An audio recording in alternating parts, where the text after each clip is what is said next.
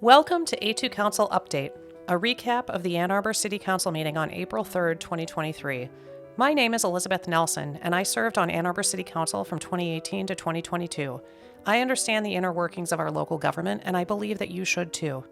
This is the voting chart for the council meeting on April 3rd, 2023. All items were approved unanimously. You can find this voting chart and more information about this meeting at a2council.com. The meeting included a monthly report from the Independent Community Police Oversight Commission, or ICPOC. Newly assigned Chair Stephanie Carter introduced herself and explained her work experience as an attorney in the county prosecutor's office as well as for the city. She explained more of her work and personal background. When I retired from the city, which I think was 97 or 98, I went into private practice, and in that position, I sued police officers. When I grew up in the city of Detroit, the police could probably rightly have been called terrorists. We were terrified of them. She explained ICPOC plans for the future. Some complaints come directly to ICPOC. Some others come through the police department. We are hoping to get, and we're backlogged.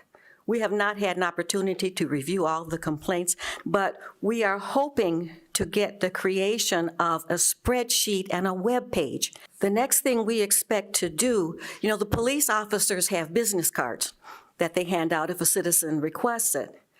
Right now, it identifies the officer, and it's also information about victims' rights. We are hoping, and maybe it might have to be a double-folded card, we're hoping to add information about ICPOC. And so that if the citizen has a complaint or a compliment about a police officer, they can contact us. This week, the City Council agenda included 3 public hearings. After introductory remarks, public comments, and public hearings, Council discussed agenda items for less than 1 hour. 6 people signed up in advance to offer public comments. 1 person spoke on topics that were part of the agenda.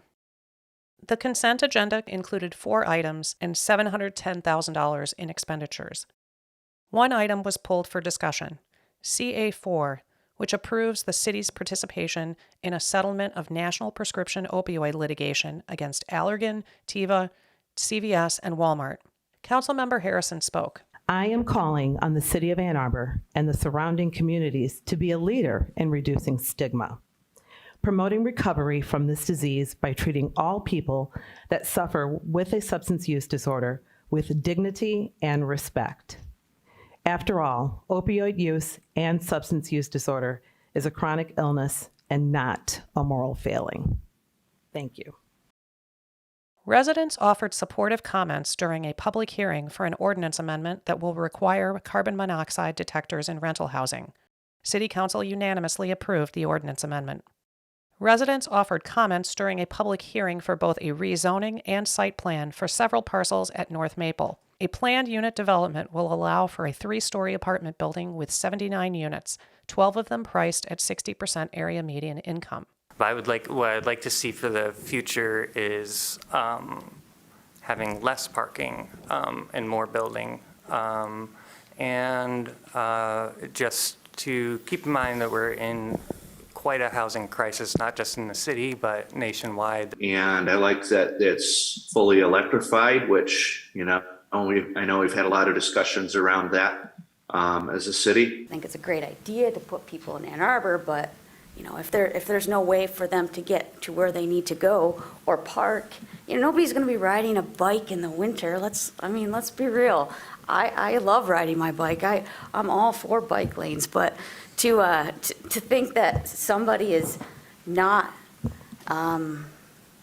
going to have a car, it just seems very, very far-fetched to me. So maybe at some point we can have some kind of heating technology to melt snow in the bike lanes in the winter, and especially if we open up the city to 1 million Ann Arborites, the sky is truly the limit. My only complaint is that I wish it were a skyscraper. What this developer has done is something we'd like all developers to do. They studied what the city wants, what the community has said it wants in terms of sustainability, affordable housing, and they designed it from the start to meet what our city says it wants. people who want to have 3 cars and an RV aren't going to live in this building, right? The developer weighed in. North Maple Apartments will be all electric from day one and will include all electric Energy Star appliances as well as an all electric HVAC system. Reduced on-site energy usage is key to producing low carbon impact buildings, and early design decisions must commit to minimizing energy demand. In discussion, council expressed support for the project. And I hope the conversation changes from I was here first and I get to decide who my neighbors are to I welcome more neighbors because I want others to experience the same benefits, and that our incoming neighbors are here for the exact same reasons that folks are here for. You know, it really makes me think, you know, when we have a project like this come forward, and that stands in contrast to, you know, some other developments that come forward where the developer says, oh, we can't make it fully electric. You know, I would love to find a way for developers in the city to be sharing information about how they get there. Outside of her elected position, Councilmember Iyer works as a consultant for labor unions and, as reported by MLive, has done paid communication for the International Brotherhood of Electrical Workers. Council unanimously approved both the rezoning and site plan for the North Maple Apartments. Council unanimously approved a resolution declaring the city's interest in state-level regulation of DTE. The resolution asks DTE to attend City Energy Commission meetings and City Council meetings. Council then unanimously approved a resolution directing the city administrator to encourage residents to mow lawns less frequently in the spring and reduce raking and cleanup of leaves in the fall. Council considered ratification and approval of a budget amendment for $450,000, which will pay for residential tree limb and branch pickup. Documents attached to this agenda item include a purchase order dated March 8th and a staff request for authorization of that purchase order dated March 17th.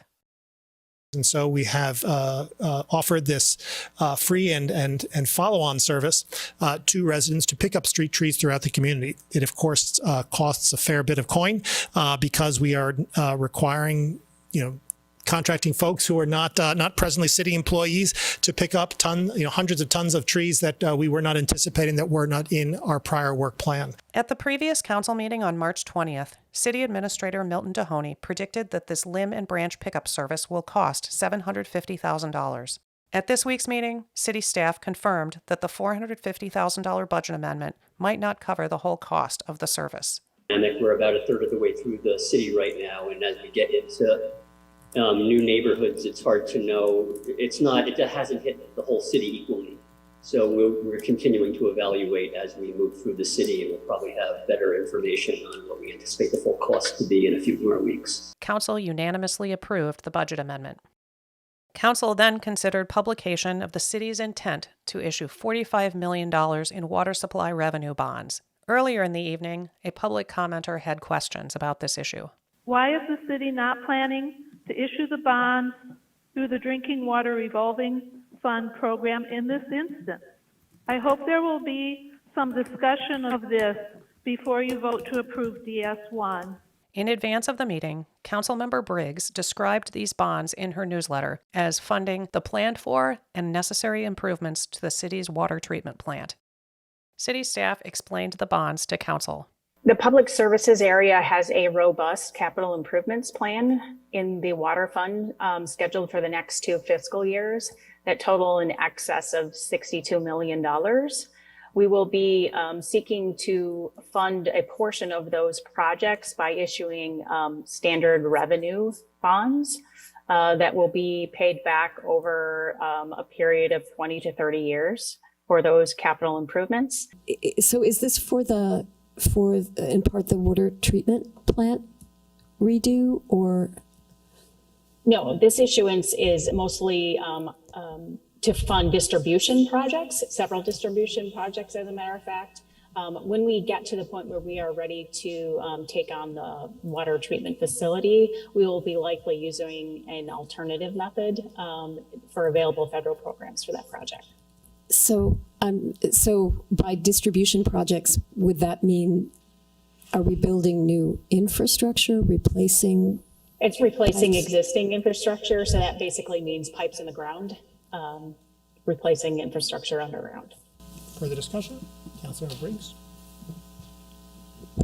I just wanted to thank Councilmember Dish for asking that follow-up question because I actually had misinterpreted the memo incorrectly. So that was very helpful for me in terms of how these funds were going to be used. After this clarification of what the money would actually be used for, Council unanimously approved publication of intent to issue $45 million in revenue bonds.